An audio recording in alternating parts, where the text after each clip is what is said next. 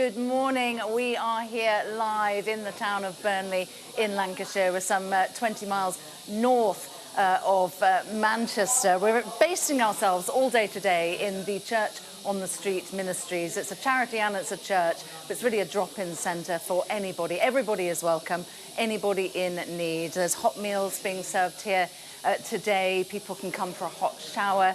They can get NHS drop-in centre attention, mental health support, very many things, even haircuts as well taking place on the other side of the room. Now, historically, Burnley was a thriving mill town. So why exactly have we come here today? Well, it is at the very sharp end of the cost of living crisis, and we'll just talk you through some of those figures to explain really how Burnley got here.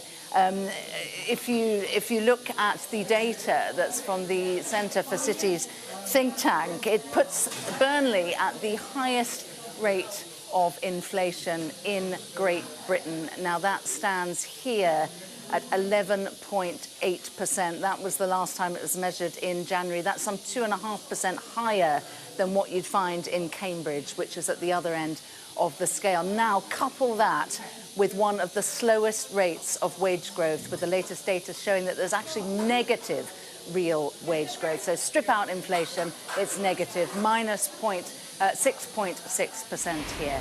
And the relative child poverty rate, which is an incredibly stark indicator, that in Burnley stands at 30%. Sam, sorry, we're just going to interrupt you there because here comes the Chancellor of the Exchequer, Jeremy Hunt. To his immediate right, of course, is John Glenn, the Chief Secretary to the Treasury. Are you doing enough to help people who are struggling?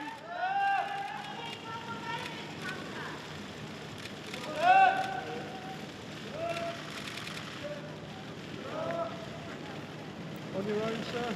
On your own, please, sir.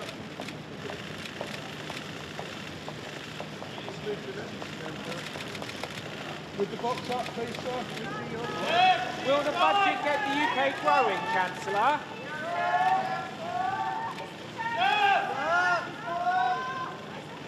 Do you have money to end the strikes, Chancellor?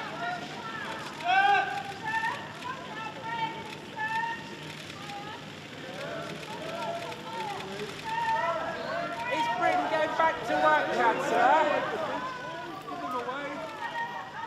So there we have it. That was Jeremy Hunt, the Chancellor, accompanied by other Treasury ministers there. You saw John Glenn, of course, the Chief Secretary to the Treasury, Victoria Atkins, the Financial Secretary to the Treasury, and standing next to her, of course, Andrew Griffith, the City Minister, of course, someone who's been very, very active in recent weeks, not least with the Edinburgh reforms to the financial services sector. Our political correspondent, Tamara Cohen, is with us. So, Tamara, there we go. That's the big set-piece event of Budget Day, of course, or one of them.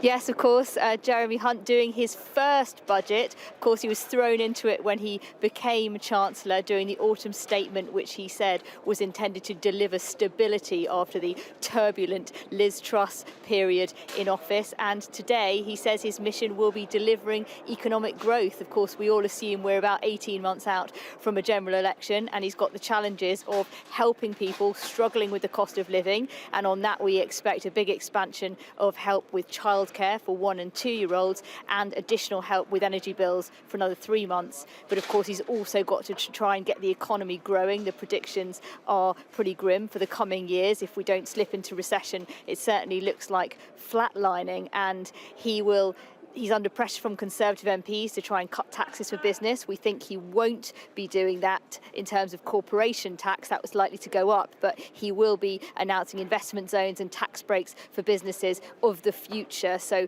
whether it meets the demands on helping with the cost of living and also delivering growth, those will be the two challenges that Jeremy Hunt faces today.